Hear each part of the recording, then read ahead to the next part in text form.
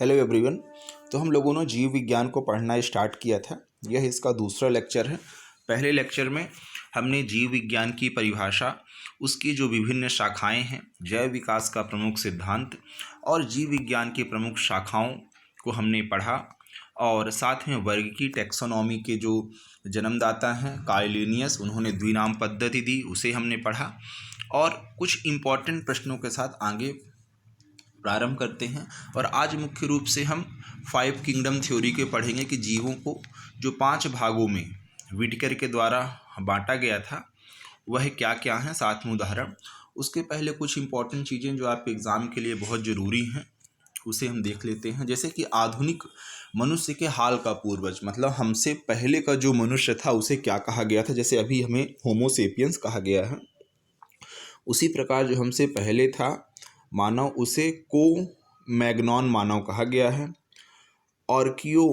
ऑर्कियोप्टेरिक्स Jurassic युग का सर्व पुरातन पक्षी का नाम है। मैमथ पूर्वज है किसका? हाथी का। हाथी के जो पूर्वज थे उन्हें मैमथ कहा गया है। और विकास का प्रमुख कारण है प्रकृतिकरण। फूलों के अध्ययन को एथोलॉजी कहा जाता है, कीटों के अध्ययन को एंटोमोलॉजी कहा जाएगा। विषय जो जनसंख्या एवं मानव जाति के महत्वपूर्ण आंकड़ों का अध्ययन करते हैं उन्हें जननांकी कहा जाएगा, सेंसस कहते हैं। विभिन्न संस्कृतियों के विकास, विभिन्न संस्कृति वैज्ञानिक विवरण के तुलनात्मक अध्ययन को इथेनोलॉजी कहा जाता है। अर्थात ये बहुत इंपॉर्टेंट है, जिसमें सर्कल किया गया है, जरूर याद रखें कि विभिन्न संस्कृतियों के वैज्ञानिक विवरण के तुलनात्मक अध्ययन को एथनोलॉजी कहा जाएगा। जबकि जैविक जगत में होने वाले कार्य, गुण व पद्धति के अध्ययन को ज्ञान की मशीन जगत में उपयोग करने को बायोनिक्स कहते हैं। तो चलिए अब व्हिटेकर के द्वारा 5 किंगडम जो थ्योरी है उसे प्रारंभ करते हैं। व्हिटेकर ने पूरे जंतुओं को, साथ में पेड़ पौधों को 5 भागों में बांटा था। सबसे पहले हो गए जंतु, जिसमें सभी उपभोक्ता जीव आते हैं। केशुकी एवं अकेशुकी जीव भी आएंगे, अर्थात जिनके रीढ़ की हड्डी होती है और कुछ के नहीं होती। दूसरे में हम पादप को शामिल किए हैं, पेड़ पौधों को। पादप अर्थात स्वपोषी, जो अपना खाना स्वयं बना लेते हैं, ब्रायोफेटा, टेरिडोफाइटा और अनावृत्तिबीजी और आवृत्तिबीजी, ऐसे पौधे जिनमें बीज होते हैं, कुछ में नहीं होते हैं। तीसरा पार्ट कवक को दिया गया है। कवक के उदाहरण हो जाएंगे थैलोफाइट्स। अधिकांश यह बहुकोशिकीय होते हैं। उदाहरण के लिए ईस्ट मशरूम काइटिन निर्मित कोशिका भित्ति इनमें पाई जाती है। तीसरा हो जाएगा मोनेरा। यह सभी एक कोशिकीय प्रोकैरियोटिक जीव हैं। उदाहरण के लिए माइकोप्लाज्मा, जीवाणु, आर्कीबैक्टीरिया और साइनोबैक्टीरिया। ध्यान रखना, आप ऐसे याद कर सकते हैं कि विषाणु और बैक्टीरिया या वायरस एंड बैक्टीरिया जो हैं वह मोनेरा ग्रुप में आते हैं।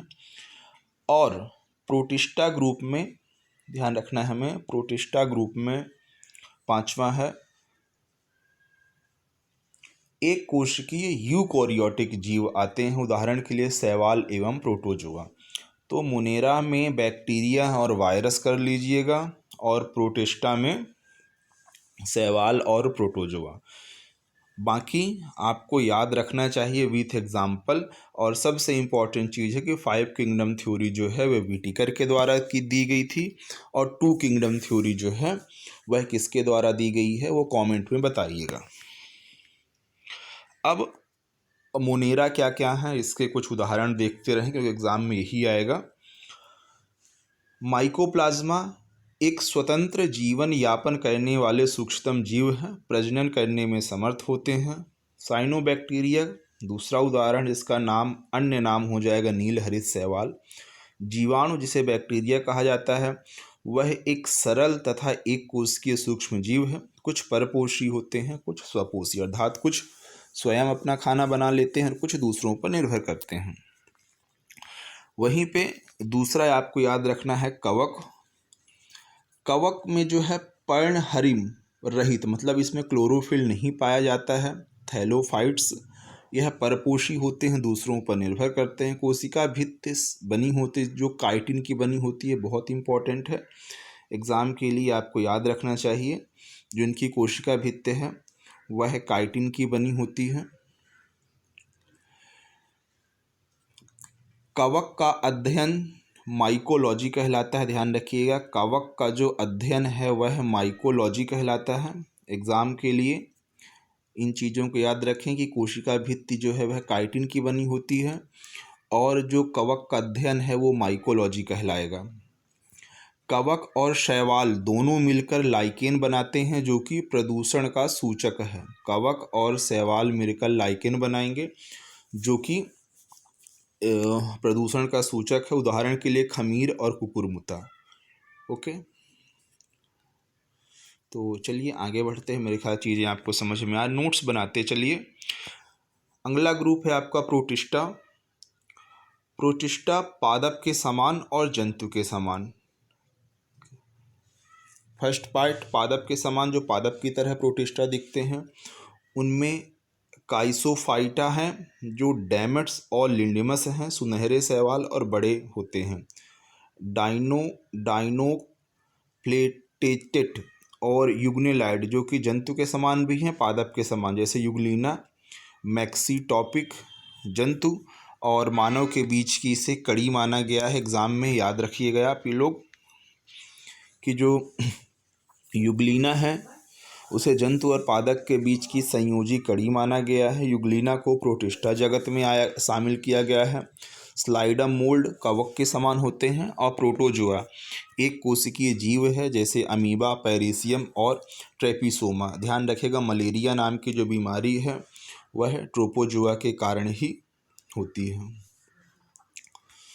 तो हमने इतनी चीज़ों को पढ़ा। नेक्स्ट लेक्चर में हम बाकी बची हुई आगे की चीज़ों को पढ़ेंगे। ये वीडियो कैसा लगा ज़रूर बताइएगा। चैनल को सब्सक्राइब करिए। Thanks for watching. बाय।